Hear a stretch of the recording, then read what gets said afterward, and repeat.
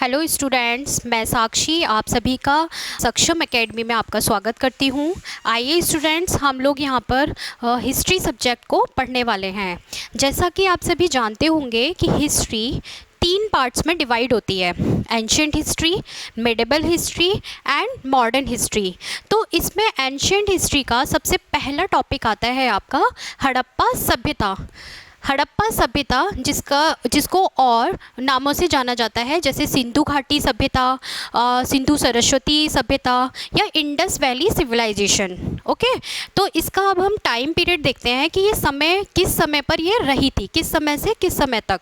तो 2350 ईसा पूर्व से लेकर यह सभ्यता 1750 ईसा पूर्व तक फली फूली और 1750 में जाकर यह सभ्यता विलुप्ति की कगार पर पहुंच गई और पूरी तरीके से विलुप्त हो गई।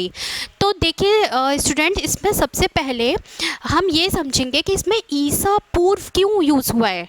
तो ये इसलिए है क्योंकि ईसा मसीह के जन्म से, ईसा मसीह का जो जन्म हुआ था उसके पहले 2350 समय पर यह सभ्यता शुरू हुई थी और 1700 तक आते आते ये सभ्यता एक तरफ से समाप्त हो गई। ठीक है स्टूडेंट्स, अब हम आगे ये समझते हैं कि ये सभ्यता क्या थी, कैसी थी।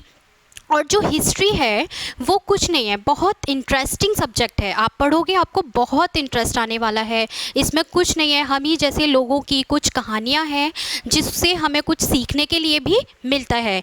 तो स्टूडेंट्स, हम लोग स्टार्ट कर रहे हैं सिंधु घाटी सभ्यता या हड़प्पा सभ्यता। अब हम जानेंगे इसका नाम हड़प्पा क्यों पड़ा, सिंधु घाटी क्यों पड़ा। ये सारे क्वेश्चंस के आंसर आपको आगे मिलेंगे और हम डिटेल्स में ये क्लियर करते हैं और पढ़ते हैं। आइए देखिए, हम स्टार्टिंग में देखते हैं स्टूडेंट कि हड़प्पा जो जगह है वो है पाकिस्तान के रीजन में, ये जगह पड़ती है, एक गांव था। ठीक है, तो यहाँ पे सर्वप्रथम 1826 में एक अंग्रेज व्यक्ति, उनका नाम था चार्ल्स मैसन। व्यक्ति थे चार्ल्स मैसन जो व्यक्ति थे वो यहाँ पर एक बार जाते हैं हड़प्पा के रीजन में और वहाँ देखते हैं, वो उनको पता चलता है कि कुछ लोग गांव के बाहर से मिट्टी खोदते हैं और ईंटें निकाल लाते हैं और अपना घर बनाते हैं। उनको कुछ डाउट होता है, वो कुछ जानकारी जुटाने की कोशिश करते हैं, लेकिन ये बात वहीं की वहीं दब जाती है और ये बात वैसे ही फिर आई और गई जैसी हो जाती है। इस पर कोई ज़्यादा ध्यान नहीं दिया जाता। तो आगे चलते हैं स्टूडेंट्स, 1853 टू 56 ये वह दौर था जिस समय डलहौजी के द्वारा भारत में रेल निर्माण का कार्य कराया जा रहा था। यहाँ पे ट्रैक बिछाए जा रहे थे। तो इस समय पर जब यहाँ पर ट्रैक बिछाने का कार्य चलता है तो यहाँ पे खुदाई होती है, जो पहले आपका कहाँ पर, ये भारत में ही पड़ता था, जो आज ये पाकिस्तान के रीजन में पड़ता है, कराची। जगह का नाम है कराची और आपका लाहौर, कराची और लाहौर। यहाँ पर एक्चुअल में ट्रैक बिछाया जाना था, ट्रैक बिछाने का कार्य चल रहा था। और ये किसके नेतृत्व में चल रहा था? ये चल रहा था आपका ये चल रहा था कनिंघम के नेतृत्व में। कनिंघम के नेतृत्व में ये ट्रैक बिछाने का कार्य चल रहा था। जब कनिंघम को भी इस बात की जानकारी मिलती है कि कुछ लोग मिट्टी से खोदकर ईंटें निकालते हैं और ये ईंटें कहाँ से मिल रही हैं, तो उन्होंने भी सोचा कि जाकर देखते हैं। तो कनिंघम ने भी यहाँ पर 2 बार दौरा किया था। तो आगे जो वो है, कनिंघम के नेतृत्व में 2 व्यक्ति कार्य कर रहे थे, उनका नाम था ब्रंटन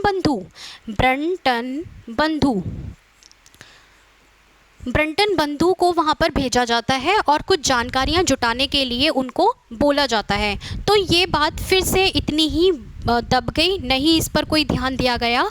और आगे जब हम चलते हैं तो समय आता है आपका 1921 में पुरातत्व विभाग के जो हेड थे जॉन मार्शल, उनको कुछ पता चलता है कि कुछ यहाँ पर ईंटें वगैरह मिल रही हैं। तो जॉन मार्शल एक भारतीय व्यक्ति को ही वहाँ पर भेजते हैं हड़प्पा के रीजन में। उनका नाम था दयाराम साहनी। जैसा कि आप लोगों ने सुन रखा होगा कि सिंधु घाटी की सभ्यता का जो निर्माण किया था उनको किसको बोला जाता है? दयाराम साहनी को। ठीक है, तो ये व्यक्ति आपके हड़प्पा वाले रीजन में जाते हैं और खुदाई का कार्य करवाते हैं। तो देखते हैं थोड़ी सी खुदाई के बाद में ही पूरा का पूरा स्ट्रक्चर वहाँ से निकलता है और सभी लोग दंग हो जाते हैं कि क्या यहाँ पर कोई शहर था, कि कोई शहर रहा होगा, कुछ लोग भी यहाँ रहते होंगे और इतना प्लान करके कोई ऐसा शहर बसा हुआ। जब वो देखते हैं, जब पता चलता है, तो वहाँ पर पूरी पुरातत्व विभाग की टीम आती है और यह बात बहुत ऊंचे लेवल पर आपके समाचारों में निकल जाती है और विश्व लेवल तक लोगों को पता चल जाता है कि भारत में कोई ऐसी सभ्यता रही होगी। कुछ प्रमाण उसके मिलते जा रहे हैं। तो देखते हैं स्टूडेंट्स, 1922 में एक और व्यक्ति आते हैं जो मोहनजोदड़ो की स्थापना करते हैं। उनका नाम था राखल दास बनर्जी। राखल दास बनर्जी। ठीक है स्टूडेंट्स, आप समझे होंगे कि हड़प्पा वाले रीजन में जाते हैं आपके जाते हैं कौन? दयाराम साहनी। ठीक है, दयाराम साहनी जाते हैं हड़प्पा वाले रीजन की खोज करने के लिए और दूसरे व्यक्ति हैं 1922 में जाते हैं कौन? राखल दास बनर्जी। ठीक है, वो जाते हैं आपके मोहनजोदड़ो वाले रीजन में। अब देखते हैं कि जब तक हमारा देश आज़ाद होता है 1947 तक, तब तक खोजते खोजते आपके 40 साइट्स आपकी मिल चुकी होती हैं जब तक आपका देश आज़ाद होता है। और आज अगर आप पता करने की कोशिश करेंगे तो आज प्रेजेंट में 1400 से 1500 तक की साइट्स आज भी हड़प्पा या सिंधु घाटी सभ्यता की मिल चुकी हैं। जैसे कि अगर हम जानकारी जुटाने की कोशिश करें, अगर पता करें, तो जो हड़प्पा सभ्यता है वो अफ़गानिस्तान में उसकी जो साइट्स हैं वो 2 साइट्स मिली हैं। अफ़गानिस्तान की आपको 2 साइट मिली हैं अफ़गानिस्तान में। ठीक है, फिर पाकिस्तान और इंडिया की बात करेंगे हम। तो अफ़गानिस्तान में आपकी कितनी मिली है? अफ़गानिस्तान में आपकी मिली है आपकी 2 साइट्स। ठीक है, उसके बाद में आता है आपका पाकिस्तान। ठीक है, तो पाकिस्तान में आपकी 475 साइट्स मिली हैं। ठीक है, और फिर आती हैं आपकी इंडिया, भारत। ठीक है, तो इंडिया में सबसे ज़्यादा साइट्स मिली हैं आपकी 925। तो इंडिया में अभी तक की सबसे ज़्यादा साइट्स कितनी मिली है? 925। और अगर आपसे क्वेश्चन पूछता है पेपर में कि भारत में सबसे ज़्यादा कौन से स्टेट में साइट्स मिली हैं, तो आप बताएंगे गुजरात। गुजरात वो स्टेट है जहाँ पर भारत में सबसे ज़्यादा साइट मिली है। भारत में 7 स्टेट्स में आपकी हड़प्पा सभ्यता की साइट्स मिल चुकी हैं, जो सिंधु घाटी सभ्यता जिसको बोला जाता है। तो कौन कौन से वो स्टेट्स हैं वो देख लेते हैं। हम नॉर्थ से अगर बात करें तो आपका जम्मू कश्मीर आता है, हाँ, पंजाब आता है, आपका हरियाणा आता है उसमें। ठीक है, फिर आता है आपका यूपी आता है, आपका राजस्थान आता है और आपका महाराष्ट्र आता है उसमें। ठीक है, क्लियर स्टूडेंट्स, आपको पता चला होगा कि इंडिया में सबसे ज़्यादा साइट्स गुजरात में आपकी मिलती हैं और 7 स्टेट्स जो कि जम्मू कश्मीर है, आपका पंजाब है, हरियाणा है, यूपी है, आपका महाराष्ट्र है, राजस्थान है। 7 ऐसे स्टेट्स हैं जहाँ पर आपकी ये सभ्यता की साइट्स मिली हैं। अब हम देखते हैं कि ये जो सभ्यता थी वो कहाँ से कहाँ तक आपकी पूरी विस्तृत तरीके से फैली हुई थी। ठीक है, वो आप देख सकते हैं क्योंकि पेपर में आपसे क्वेश्चन पूछा जाएगा, आकार बताइए कहाँ से कहाँ तक थी। तो ये क्वेश्चन बार बार पेपर में पूछा जाता है। आप देखिए स्टूडेंट्स, आप नॉर्थ में अगर जाएंगे तो सबसे पहले आपका आता है J&K। ठीक है, J&K का जो चिनाब नदी पर एक जो स्थल है वो है, चिनाब नदी पर आपका स्थल मिलता है आपका मांडा। ओके, मांडा एक ऐसा स्थल है जो आपका सबसे नॉर्थ में साइट मिली है। अब आप देखेंगे कि सबसे साउथ में जो साइट मिली है वो है आपकी महाराष्ट्र में। महाराष्ट्र में गोदावरी नदी के तट पर मिला है आपका दैमाबाद। ठीक है, दैमाबाद आपका मिला है गोदावरी नदी के तट पर। ठीक है, अच्छा, अब हम देखते हैं कि जो पश्चिमी साइट है वो कहाँ पर मिली है। ठीक है, तो पश्चिमी जो साइट है, आप जानते हैं ये जो जगह है अफ़गानिस्तान की जगह है बलूचिस्तान। बलूचिस्तान बहुत दिनों से सरकार से गुहार लगा रहा है कि हमें आज़ाद करवाइए, आज़ाद करवाइए। ठीक है, तो ये वह रीज़न है। सूत का गैंडोर, यह जगह का नाम है सूत का गैंडोर। सूत का गैंडोर जो जगह है वो आपकी पड़ती है स्टूडेंट्स बलूचिस्तान। ठीक है, बलूचिस्तान जो आपका अफ़गानिस्तान में ये रीज़न पड़ता है। ठीक है, अब आपका ये वाला जो रीज़न है, देखिए स्टूडेंट्स, आगे जो आपका पूर्वी रीजन पड़ेगा ना, वो कहाँ पड़ता है, इसको हम यहाँ पर देखेंगे। ठीक है, पूर्वी रीजन किस तरफ आपका पड़ रहा है। ठीक है, तो पूर्वी रीजन देखते हैं हम। ये आपका पड़ता है पश्चिमी रीजन और ये आपका पड़ेगा यहाँ पर पूर्वी रीजन। पूर्वी रीजन में है आपका आलमगीरपुर, आलमगीरपुर। ठीक है, पुर। ओके, ये आपका इस पड़ता है यूपी में। यूपी में हिंडन नदी के तट पर है ये। हिंडन, हिंडन नदी के तट पर कहाँ पर पड़ता है ये आपका मेरठ। मेरठ जो जगह पड़ती है उत्तर प्रदेश में, वहाँ पर एक हिंडन नदी है। हिंडन नदी के तट पर ये आलमगीरपुर में ये साइट मिली है। ये है आपका दाश्क नदी। ठीक है, यहाँ पर पड़ती है आपकी सूत का गैंडोर में दाश्क नदी। ठीक है, अब आपसे ये पूछेगा कि आप प्लीज़ ये बताइए कि ये सभ्यता जो थी उसका आकार कैसा था। ठीक है, तो हम लोग आकार बताएंगे कि इसका जो आकार था वो था स्टूडेंट्स त्रिभुजाकार। कैसा था?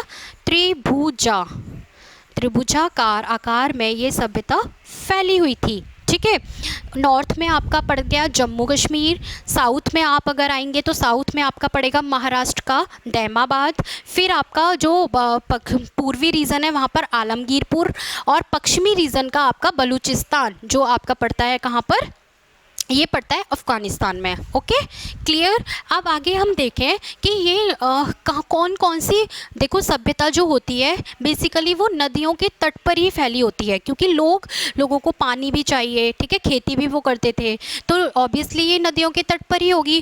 तो देखें हम, जो तिब्बत से नदी आती है इसका नाम है सिंधु, जो पाकिस्तान की सबसे मुख्य नदी बोली जाती है, इसका नाम है आपका सिंधु।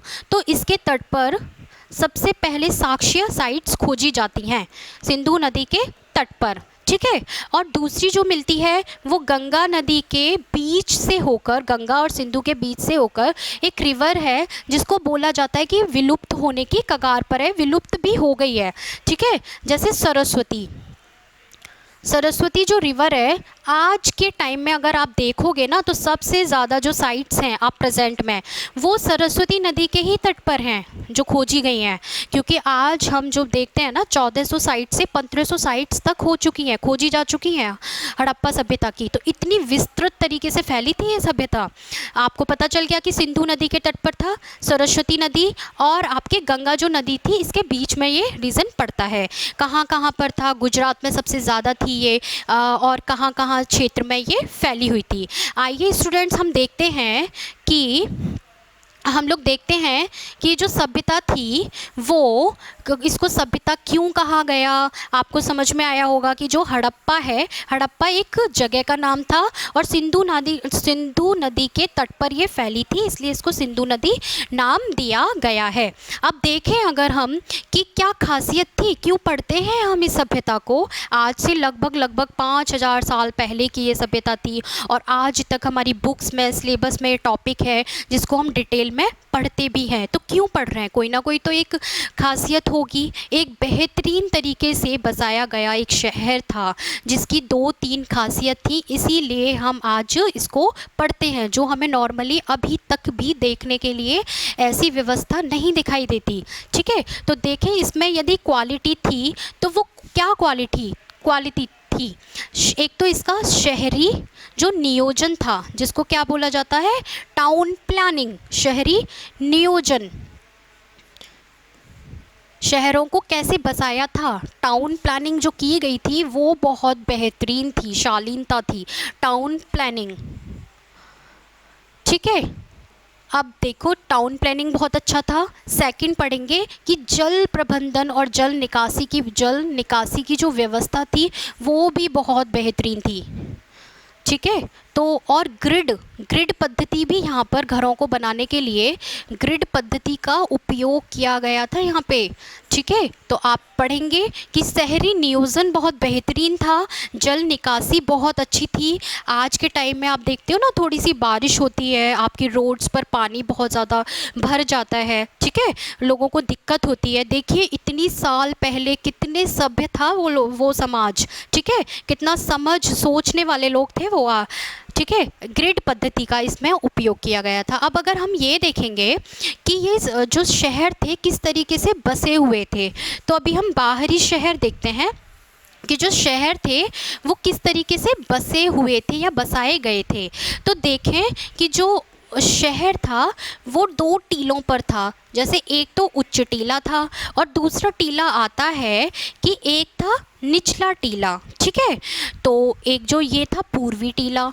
ठीक है, यहाँ पर क्या है, उच्च वर्ग के लोग निवास करते थे। कहाँ पर? आपके पूर्वी टीले में उच्च वर्ग, जैसे पुरोहित जो समाज का सबसे उच्च वर्ग होता है ना, तो वो वर्ग यहाँ पर पूर्वी टीले में पुरोहित यहाँ पर निवास करते थे, इसलिए इनको उच्च मतलब सुरक्षित स्थानों पर रखा गया। अब देख लेंगे कि इसमें क्या था, दीवारों से डबल दीवार से इसकी पूरी सेफ्टी की गई थी। चार दीवार यहाँ पर देखेंगे, इसमें क्या खासियत थी, ये जो थी ना, ये थी आपकी पकी हुई ईंटों से पूरी एक दीवार, इसका दीवार बनाई गई थी पकी हुई ईंटों से, और एक दीवार जो थी अंदर वो कच्ची ईंटों से थी। तो इसका दुर्गीकरण किया गया था, दुर्गीकरण करके पूरी तरीके से, ये सेफ्टी रीज़न था। इसमें ना बाढ़ का पानी आएगा, ना कोई अड़ोसी पड़ोसी एकदम से घुस सकता है, कोई भी देश के लोग। ठीक है, और ये जो था यहाँ पे क्या है, मध्यम वर्ग रहता था, मध्यम परिवार के लोग, जैसे जो कोई टीचर है या व्यवसायी है या सैनिक हैं, तो ये सब लोग कहाँ पर निवास करते थे, आपके इस वाले रीजन में। ठीक है, इसमें आपका मिडल जो वो था, कहीं कहीं तो यहाँ पर चार दीवारी मिलती है लेकिन कहीं कहीं नहीं मिलती, तो इसमें चार दीवारी नहीं की गई थी। अगर बाढ़ के पर्पज़ से देखें तो ये इतना सुरक्षित जगह नहीं थी, क्योंकि थोड़ा सा डाउन था, बाढ़ का पानी ऑब्वियसली नीचे वाली जगह में जाएगा। अच्छा, आपसे एक क्वेश्चन पूछा जाएगा, कौन सा ऐसा शहर था इसमें जो 3 भागों में डिवाइड था? तो यहाँ पर जो 3 भागों में जो बटा हुआ था वो था आपका धौलावीरा। कौन सा था? धौलावीरा। ठीक है, आपसे पूछा जाता है पेपर में, धौलावीरा ऐसा रीजन था जो 3 भागों में डिवाइड था, मतलब बटा हुआ था। ठीक है, अब हमने देखा ओवरऑल, ऊपर से देखा कि 2 भागों में जो टीले थे ऐसे जो मिले हैं, वो उच्च वर्ग, यहाँ पे पुरोहित वर्ग रहता था, और यहाँ पे कौन सा वर्ग था, जैसे व्यापारी मध्यम वर्ग वाले लोग ऐसे यहाँ पर निवास करते थे। ठीक है, अब हम थोड़ा सा ये देखते हैं कि शहर किस तरीके से बसे हुए थे, कितने प्लान करके शहरों को बसाया गया था। तो अब थोड़ा सा हम ना शहर देखते हैं कि कैसे इसका पूरा शहर बसाया गया था, जो आज भी इसकी क्या होती है, विश्व लेवल पर तारीफ। भारत, जब लोग जंगलों में निवास करते थे, इतने ज़्यादा पढ़े लिखे, कुछ कोई नहीं पढ़ा लिखा होता था, जंगल में निवास कर रहे हैं, उस समय पर भारत इतने ज़्यादा सिविलाइज्ड था, इतने सभ्य लोग थे, जो जभी तो भारत को एक क्या मिला था, विश्व गुरु का दर्जा मिलने लायक था भारत। ठीक है, आज जो बोला जाता है ना विश्व लेवल पर कि भारत बहुत निम्न है, ऐसा कुछ नहीं है, लोग यहीं से तो निकले हैं। ठीक है, आप देखेंगे कि ये जो था पूरा शहर था। अब आप समझेंगे तो आपको बहुत क्लियरफाई होगा कि अब किताबों से आप बाद में पढ़ेंगे तो आपको बहुत अच्छे से समझ में आ जाएगा। वैसे यहाँ पे पूरा प्रॉपर समझिए। ठीक है, आप देखिए जो ये एक रोड थी वो बहुत चौड़ी थी, 10 मीटर चौड़ी रोड, इसको बोला जाता था राजपथ, बहुत चौड़ी रोड थी। ठीक है, ऐसे ऐसे करके यहाँ पे एक छोटी रोड्स दी गई थी और यहाँ पे फिर जाके आपका शहर बसाए गए थे। ये यहाँ पे भी रोड दे दी गई है। और फिर यहाँ पे आपके क्या थे, शहर थे, ठीक है। घर बने जो हुए थे कॉलोनीज़ में, वो कैसे बने हुए थे उनके बारे में हम थोड़ा सा देखते हैं, ठीक है। तो कैसे घर बने थे, ये छोटी छोटी गलियाँ थी, यहाँ पे गली है, ये गली है, ये गली है, फिर छोटी एक सड़क है यहाँ पे, ठीक है। फिर यहाँ पे कुछ एक कॉलोनी बनाई गई है, फिर यहाँ पे आपके घरों के लिए गली दी गई है और कॉलोनीज़ हैं, यहाँ पे घर बने हुए हैं, ठीक है। और आपके ऐसे करके विधिवत तरीके से पूरे 90 डिग्री में काटती हुई पूरी रोड्स दी गई थी और घरों को इस तरीके से विधिवत तरीके से बसाया गया था, ठीक है। ऐसा नहीं कोई घर उल्टा बना हुआ है, कोई सीधा बना हुआ है, कोई स्ट्रक्चर ही नहीं है, पता चल रहा है। एक पूरा ग्रिड तरीके से मेंटेन किया गया था। अब देखेंगे यहाँ पे आपका घर है सपोज दैट, ठीक है। तो आपके जो घर का जो दरवाज़ा है वो आपका प्रॉपर एक गली में, छोटी गली में खुलेगा, ठीक है। इसका आपसे क्वेश्चन पूछा जाएगा कौन सा ऐसा शहर है जहाँ पे घरों के जो दरवाजे हैं वो मेन रोड पर खुलते थे, तो आप बताओगे लोथल है। सिर्फ एक लोथल जगह है, सिर्फ वही ऐसी जगह है जहाँ पे घरों के जो दरवाजे थे वो कहाँ खुले हुए हैं, वो खुले हुए हैं मेन रोड पर। और एक और इम्पॉर्टेंट चीज़ पेपर में पूछता है कि चावल के जो साक्षी हैं वो हमें कहाँ से मिले हैं सबसे ज़्यादा, सबसे पहले, सॉरी, तो चावल, देखो चावल, चावल में भी ला आ रहा है और लोथल में भी ला आ रहा है, तो ऐसे कोरिलेट आप कर सकते हो कि चावल के जो साक्ष्य हैं सबसे पहले लोथल, लोथल जो गुजरात वाला रीजन है, ठीक है। ये क्वेश्चन आएगा कि घरों के जो गेट थे, मेन गेट, वो कहाँ खुलते थे, तो ये मेन रोड जो मिलती थी ना वहाँ पर। अब देखो ये जो जितनी भी रोड थी वो प्रॉपर तरीके से 90 डिग्री पर एक दूसरे को क्या करती थी, काटती थी 90 डिग्री पर, ठीक है। यहाँ पर आपका प्रॉपर तरीके से घर बने हुए थे, ठीक है। ये सब के सब घर बने हुए हैं, रोड्स आकर 90 डिग्री पर काटेंगी, कोई ट्रैफिक नहीं लगेगा, कुछ नहीं होगा, ठीक है। और घरों के जो दरवाजे हैं वो छोटी, सिक्योरिटी देखो कितनी सुविधा थी, मतलब सिक्योरिटी कितनी देखी उन्होंने, समझी। घरों के दरवाजे आपके नालियों, वो गलियों में, सॉरी, खुलेंगे, छोटी गली में, फिर आके एक रोड पर मिल जाएंगे और वो रोड कनेक्ट हो जाएगी आपकी मेन रोड से, जिसको राजपथ नाम दिया गया है। अब आपको एक क्लियर हुआ होगा कि शहरी विकास, टाउन का जो प्लान था वो किस तरीके से बनाया गया था, इसी तरीके से पूरा शहर उन्होंने बसाया था। अब अगर हम देखें एक घर को, देखेंगे हम कि एक एक घर किस तरीके से इनका प्लान करके बना हुआ था। एक घर को देखेंगे फिर आपको समझ में आ जाएगा कि पूरा का पूरा शहर ही इसी तरीके से बसा था, ठीक है। आप जैसे एक घर बनाते हैं, यहाँ पे आपका एक बनाया ये घर, ठीक है।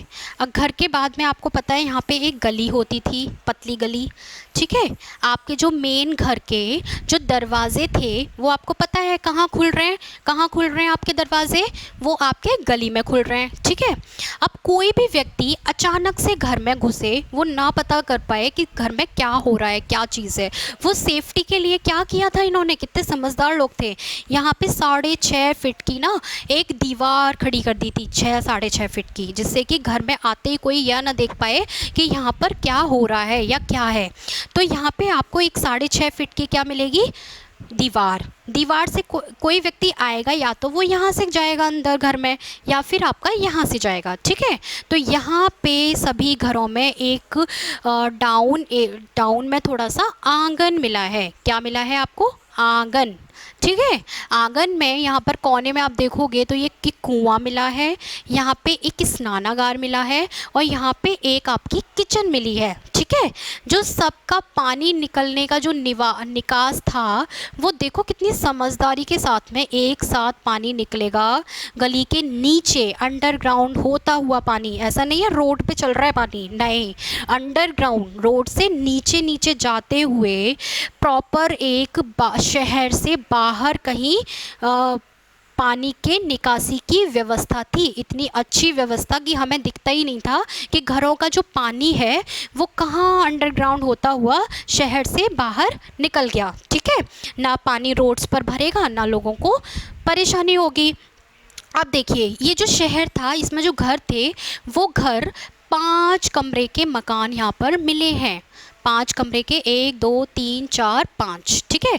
5 कमरे के यहाँ पे मकान भी हुआ करते थे और यहाँ पे सीढ़ियों के भी साक्ष्य मिले हैं, जिससे पता चल सकता है कि जो मकान थे हो सकता है 2 मंजिला 3 मंजिला होते हों, तभी तो सीढ़ियाँ होंगी ऊपर जाने के लिए, छत पर जाने के लिए, ठीक है।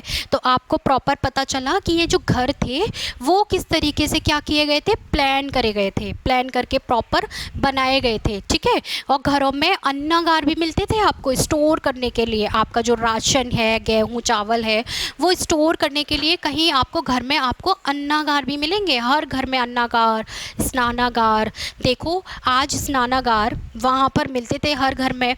आज मोदी सरकार या अमिताभ बच्चन ऐड कर करके बताते हैं ना लोगों को, शौचालय बनवाओ, हर घर में शौचालय हो, 22 लाख शौचालय बनवाए गए हैं। तो ऐसी व्यवस्था क्यों है? क्योंकि लोगों खुले में शौच कर रहे हैं, उससे बचाने के लिए क्या कर रही है वो सरकार, शौचालय बनवा रही है ज़्यादा से ज़्यादा। देखो वो लोग कितने ज़्यादा समझदार थे और आज कौन सा टाइम चल रहा है, कितना डिफरेंस है टाइम में, फिर भी हम लोग इतने समझदार नहीं बन पा रहे, ठीक है। चलिए स्टूडेंट्स आगे क्या करते हैं, आगे हम इनके थोड़ी सी और रहने सहने की व्यवस्था देखते हैं। इनका जीवन किस तरीके का था, क्या खाते पीते थे, क्या पहनते थे ये लोग, कैसे रहते थे, तो क्या व्यवस्था थी इनके रहने सहने की, ठीक है। तो वो समझते हैं सबसे पहले इनका जीवन कैसा था। बहुत सुकून भरा जीवन था, शालीनता वाला जीवन था, अच्छा जीवन था। घर में प्रॉपर हर किसी के रूम्स अलग अलग होते थे, पानी की कोई प्रॉब्लम नहीं थी, ठीक है। तो इनका जीवन कैसा था, बहुत अच्छा जीवन देखा जाता है। जैसे खान पान में हमारी ही तरह ये लोग मांसाहारी और शाकाहारी दोनों हुआ करते थे। जैसे खान पान में इनमें मुख्य 9 फसलें मिली हैं, 9 फसलें किसमें, अब हम कर रहे हैं अभी बात खान पान, इनका खान पान कैसा था, ठीक है। तो 9 फसलों में जो सबसे पहला मिला है वो है गेहूं और जौ। गेहूं और जौ के भी साक्ष्य मिले हैं यहाँ पर, ठीक है। फिर आपका मिलता है तिल, सरसों और राई, और ड्राई के भी साक्ष्य मिले हैं। और क्या मिला है आपको, कपास, यहाँ पे कपास भी बहुत मिली है, ठीक है। गुजरात और महाराष्ट्र में देखते हैं ना आप कपास। और देखो फ्रूट्स में क्या क्या मिला है यहाँ पे, तरबूज, खरबूज, खजूर, खरबूज और खजूर, ये साक्ष्य यहाँ पर मिले हैं। फ्रूट्स में आपके तरबूज, खरबूज, खजूर मिला है, गेहूं जौ मिले हैं, ठीक है। तिल, सरसों, राई मिली है, कपास। अब कपास को जो विदेशी लोग थे वो क्या बोलते थे, सिंडोस। कपास को क्या नाम लेते थे वो, सिंडोस, सिंडोस, सिंडोस बोला करते थे वो कपास को। तभी तो आप देखोगे कि यहाँ पे जो कपड़े हैं वो सूती और ऊनी दोनों प्रकार के कपड़े मिले हैं। कुछ सूती कपड़े हैं वो जो कुछ सिंपल मिले हैं, कुछ कढ़ाईदार कपड़े मिले हैं। अगर हम देखें तो हमने कैसे अनुमान लगाया कि कुछ लोग उच्च वर्ग के थे, कुछ मध्यम वर्ग के रहे होंगे।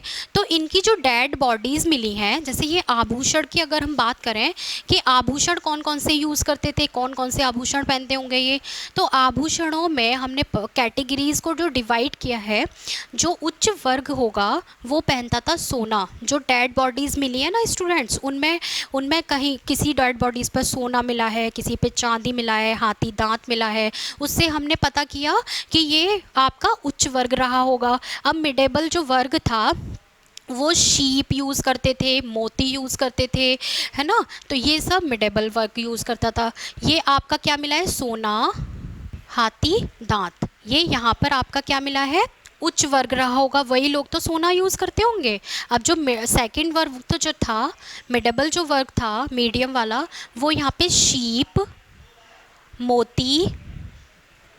मोती और कुछ जो बिल्कुल निचला तबका होगा, जिनको शौक़ भी होगा पहनने का, वो लोग क्या करते थे, मिट्टी को पकाया और उनके क्या बना लिए, आभूषण। जिनके पास पैसा नहीं है और शौक़ है पहनने का, तो वो लोग क्या करते थे, मिट्टी को ही पका लिया और उसके आभूषण बनाए और उनका क्या करते थे, वो यूज़ करते थे।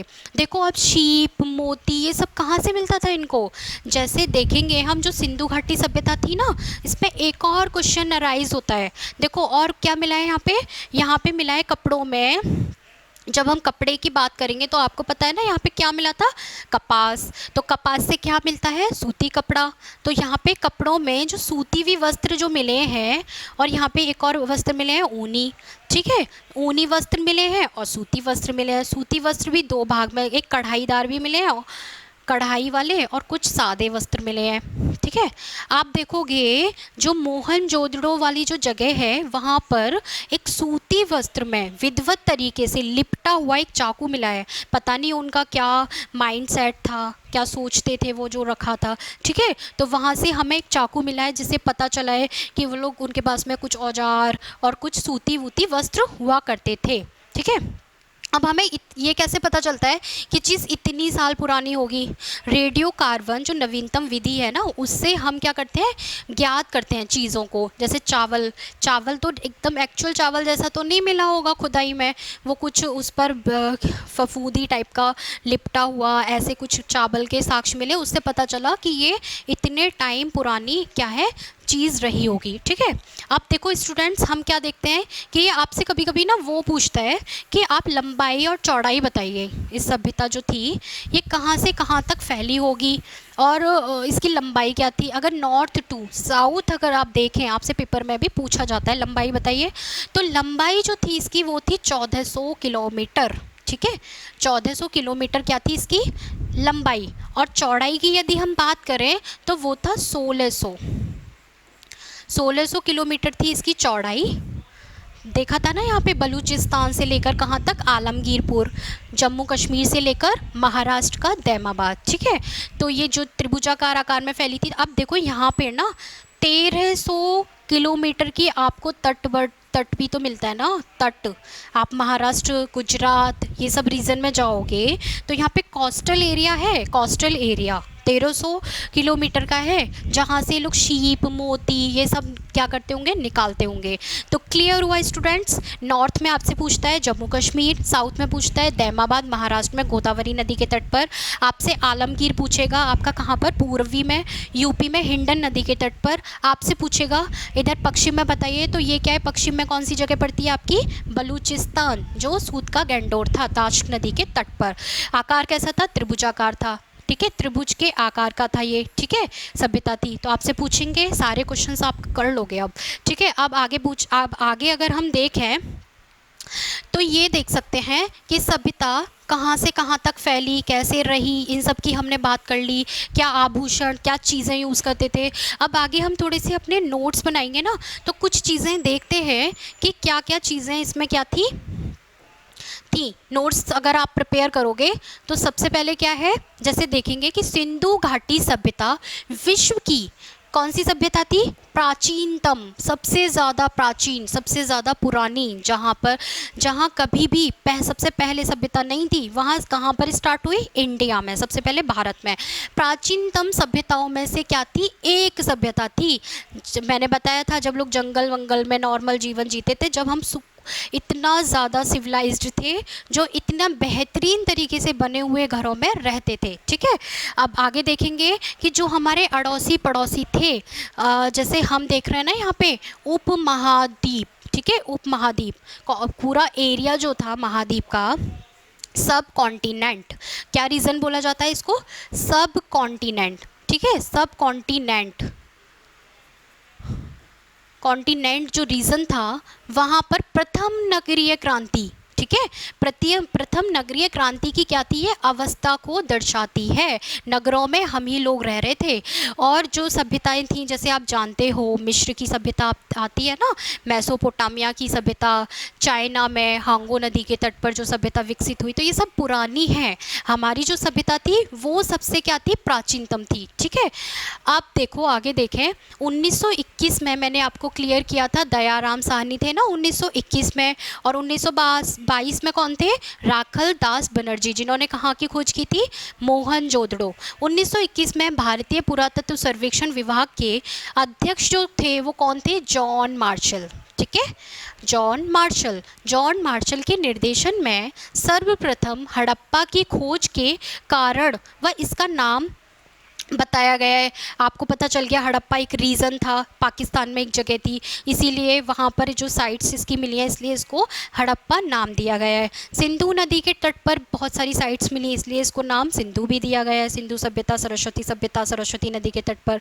ठीक है, तो उन्होंने ही जॉन मार्शल ने किसको भेजा था 1921 में? जॉन मार्शल ने 1921 में भेजा था दयाराम साहनी को, और 1922 में राखल दास बनर्जी। कहते हैं कि जो मोहनजोदड़ो वाला रीज़न है, यहाँ पे लगभग 3500 से 40,000 लोग, 35,000 से 40,000 तक लोग निवास करते होंगे, और यही कहते हैं कि ये हो सकता है इनकी क्या हो, राजधानी भी रही हो, ऐसा अनुमान लगाया जाता है। इसका नाम हड़प्पा सभ्यता पड़ा। ठीक है, इसको आद्य ऐतिहासिक काल के अंतर्गत एक कांस्य युगीन सभ्यता, ठीक है, ठीक है, इसको क्या बोला जाए? कांस्य। कांस्य के भी ये लोग क्या औजार वगैरह विकसित करते थे। और आदि ऐतिहासिक इसलिए बोला है क्योंकि लिखित तो साक्ष्य मिले हैं। जब हमने क्यों बोला है प्राग ऐतिहासिक, इसलिए नहीं बोला क्योंकि प्राग में क्या है, लिखित साक्ष्य नहीं है। अब आदि ऐतिहासिक इसलिए बोला है स्टूडेंट्स क्योंकि इसमें साक्ष्य तो मिले हैं हमें लिखित, बट उस जो शैली को हम क्या है पढ़ नहीं पाए अब तक हमसे किसी से भी विश्व में ये सभ्यता की जो शैली थी वो पढ़ी नहीं गई। अब आपसे पूछते हैं क्वेश्चन कि कैसी इनकी लिपि थी, तो आप बताएंगे स्टूडेंट्स इनकी जो लिपि थी वो थी भाव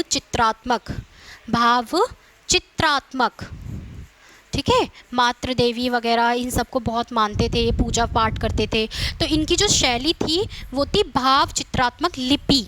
ठीक है, उस लिखते थे बट हम इसकी लिपि को पढ़ नहीं पाए। ये कैसे लिखते थे? बाएं से दाएं ऐसे करके सर्पाकार आकार में ही अपनी इनकी लिपि चलती थी। ठीक है, इसके अंदर इसको कांस्य युगीन, क्योंकि कांस्य के बहुत सारे इनके गाड़ियाँ ये सब औजार वगैरह कांस्य के मिले हैं। ठीक है, आगे अगर हम देखते हैं स्टूडेंट्स तो देखो इनके स्थलों की अगर हम बात करेंगे, क्योंकि आपसे रीज़न पूछेगा पेपर में कि कौन से स्थल से कौन सी चीज़ की खोज हुई है, कौन सी किसने की, कौन सी ईयर में हुई, तो आप देखेंगे प्रमुख स्थल, उत्खननकर्ता, वर्ष और नदी देखेंगे। तो जो हड़प्पा है ना वो सबसे ज़्यादा इम्पॉर्टेंट रीज़न है, हड़प्पा। ठीक है, हड़प्पा बहुत बार पेपर में पूछा जाता है। हड़प्पा की खोज किसने करी थी? दयाराम साहनी। किसने की थी? दयाराम साहनी ने 1921 में। किसमें? 1921 में। कौन सी नदी के तट पर?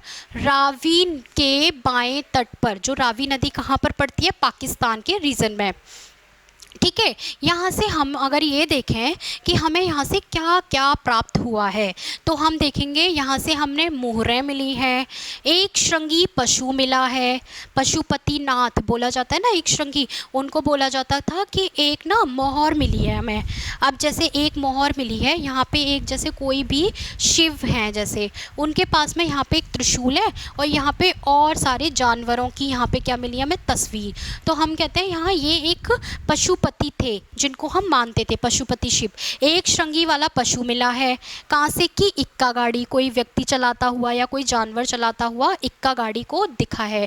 अन्नागार, मैंने बताया था आपको कि हर घर में क्या होते थे? अन्नागार भी होते थे, स्टोरेज, जो हमारे खाद्यान्न की चीज़ें होती थी, चावल, गेहूँ, दाल, उनको हम कभी लाइफ में आगे बाढ़ आ जाए, कुछ असुविधा हो जाए, तो इसलिए हमारे पास में क्या हो, प्रॉपर तरीके से स्टोरेज हमारा अन्न होना चाहिए हमारे पास में। ठीक है, तो ये अन्नागार भी मिले हैं वहाँ पे। कब्रिस्तान मिला है, कब्रिस्तान R37। ठीक है, देखिए स्टूडेंट्स, जो हमने वो देखा था ना टीले, जो टीले देखे थे, जैसे टीला था, उच्च टीला, मैंने बताया था ना पुरोहितों का जो था, एक था निम्न।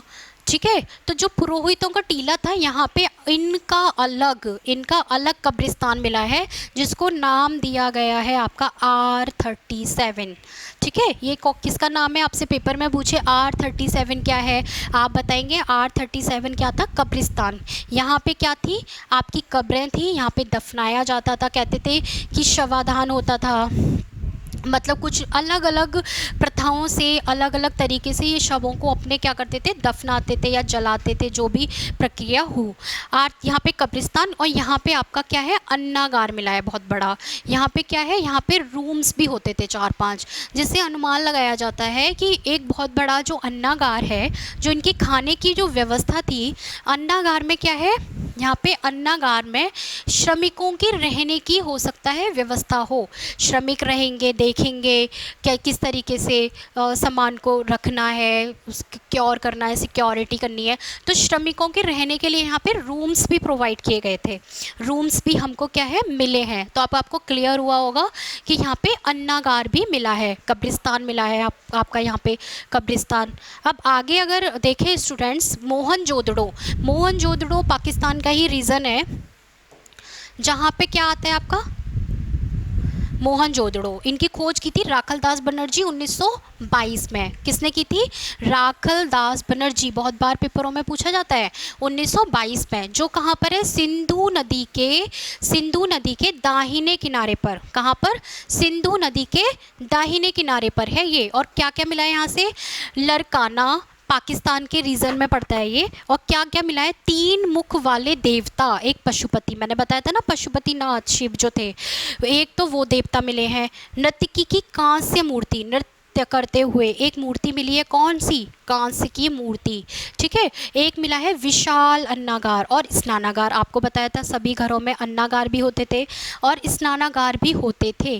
तो मोहनजोदड़ो में ही आपसे पूछेगा कि स्नानागार कहाँ पे सबसे बड़ा मिला है, तो वो मिला है आपका स्नानागार मिला है आपका मोहनजोदड़ो में। और सूती वस्त्र के भी साक्ष्य आपके मोहनजोदड़ो वाले रीजन से आपके मिलते हैं, सूती वस्त्रों के साक्ष्य। अब देखते हैं आपका कौन सा रीज़न आता है, चुन्हू दड़ो में एन जी मजूमदार, जो ईयर जो आती है वो आती है आपकी 1931। आपको पूछेगा ये सिंधु नदी के क्या था, सिंधु के नदी के तट पर ही मिला है। यहाँ पर मिला है आपको मनके बनाने के कारखाने। मनके भी पहनते थे ना लोग, जैसे शीप मोती होता है, ऐसे ही हमें तटों से मनके भी प्राप्त होते हैं। तो उनसे ये लोग क्या करते थे, आभूषण बनाते थे अपने, ठीक है। तो मनके बनाने के कारखाने मिले हैं। अब आपका आता है कालीबंगा। कालीबंगा कहाँ का रीज़न है, ये है आपका राजस्थान में। कालीबंगा आपका राजस्थान में मिलता है। अमलानंद खोज, ये नहीं पूछेगा ज़्यादा, 1953 में आपकी खोज हुई थी। और ये मिलता है आपका घग्गर नदी, कौन सी नदी, घग्गर नदी के तट पर है आपका कालीबंगा। कालीबंगा कहाँ मिला है, राजस्थान, ठीक है। जुते हुए खेत के साक्ष्य, वेरी वेरी इंपॉर्टेंट, ये बहुत बार पूछता है। जुते हुए खेत के साक्ष्य कहाँ से मिले हैं, कालीबंगा से। काली चूड़ियों के साक्ष्य मिले हैं, जुते हुए खेत। अब देखो नक्काशीदार ईंट मिली है आपको। अग्निवेदिका मतलब लोगों को कहाँ पर दफनाते थे, जलाते थे शवों को, तो वो सब कहाँ पर मिला है आपको, अग्निवेदिका में। पकी हुई मिट्टी का हल मिला है, पकी हुई मिट्टी का हल, पक्की मिट्टी का हल। ऑब्वियसली देखो जब खेत मिल रहे हैं तो खेत में क्या है, हल की भी तो ज़रूरत पड़ेगी ना। तो ऐसे आप कोरिलेट कर सकते हैं कि खेत है तो उसमें क्या मिलेगी आपको, हल की ज़रूरत पड़ेगी, इसीलिए वो मिट्टी के हल बनाते थे, ठीक है। किसके हल बनाते थे, मिट्टी के, ठीक है।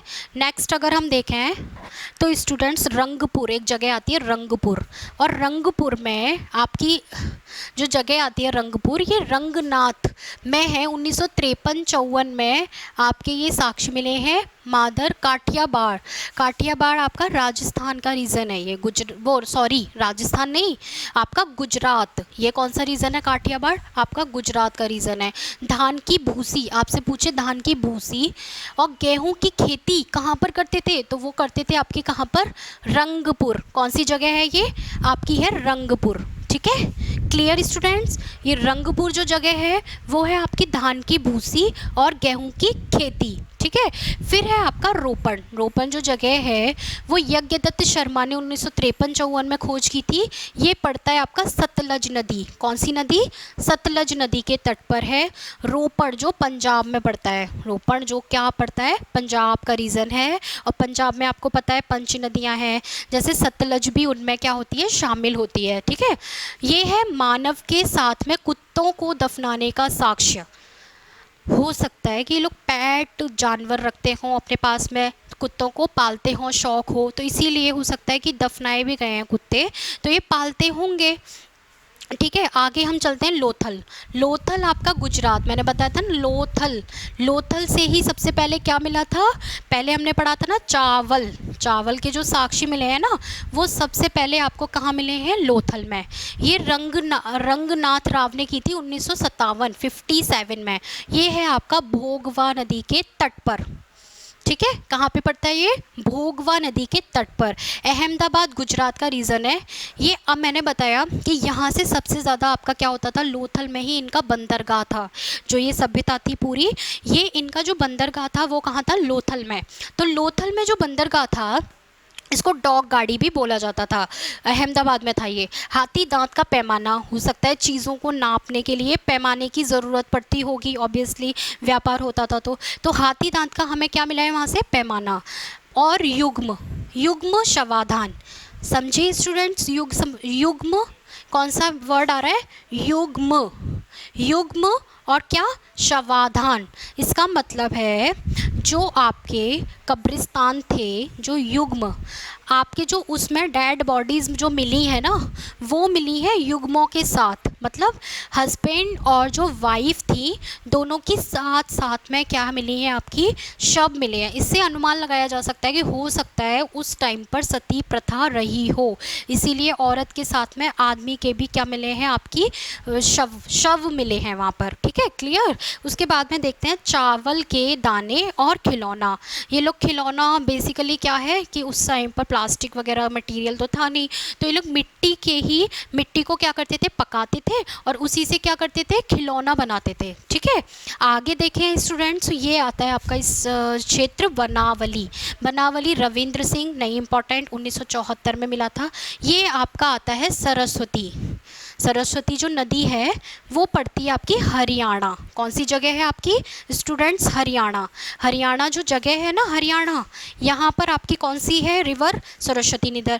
अब यहाँ पे क्या मिला है, मिट्टी से बना हुआ हल्का खिलौना, आपके मिट्टी से बना हुआ क्या मिला है, हल्का खिलौना। और जौ के जो साक्ष्य हैं वो आपके मिले हैं बनावली से। क्लियर।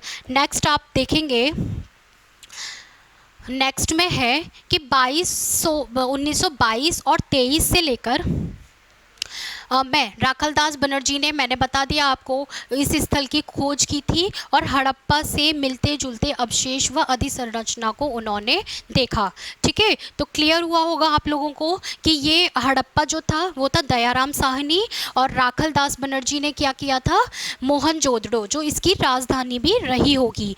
तो हमने क्लियर पढ़ा कि क्या क्या हमें अवशेष यहाँ से प्राप्त हुए हैं। ये कितनी उच्च और बेहतरीन सभ्यता रही होगी, कितनी। आज हमसे कोई कहता है कि घर बनाओ तो हम कहाँ पर प्रेफर करेंगे घर, एक जहाँ पर अच्छा स्ट्रक्चर हो। ठीक है, जहाँ पे सेक्टर्स होते हैं, जहाँ पे प्लान करके हर कॉलोनीज़ बनाई जाती है, रोड्स बहुत अच्छी होती हैं जो कि ट्रैफिक ना लगे, पानी की व्यवस्था बहुत अच्छी होती है। इसी तरीके से ये शहर उस टाइम में बसे हुए थे, बेहतरीन शहर।